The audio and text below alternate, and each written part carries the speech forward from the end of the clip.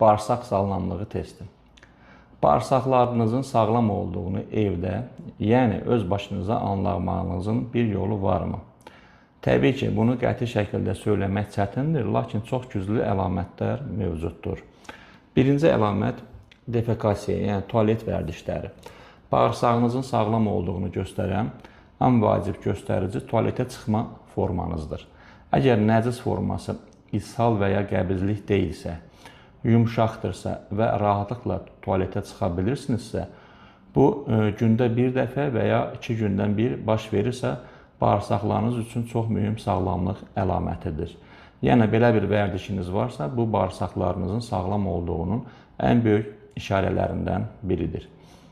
İkinci əlamət, yeməkdən sonraki hissiyat.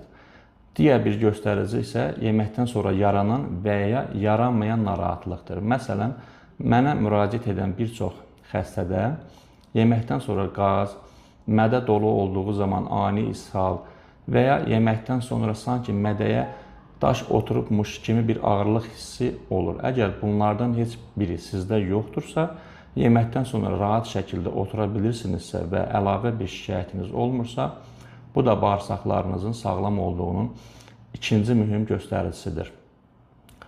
Üçüncü əlamət dərinizin vəziyyəti. Üçüncü mühüm əlamət isə bağırsaqla birbaşa bağlı görünməyən, lakin dərinizlə əlaqəli olan məqamdır. Əgər dərinizdə hər hansı bir problem yoxdursa, yəni allergiya, iltihablanma və ya xroniki ekzema kimi hallar yaşamırsınızsa, bu da bağırsaqlarınızın keçiriciliyinin, yəni baryer funksiyasının sağlam olduğunun dolayı bir sübutudur.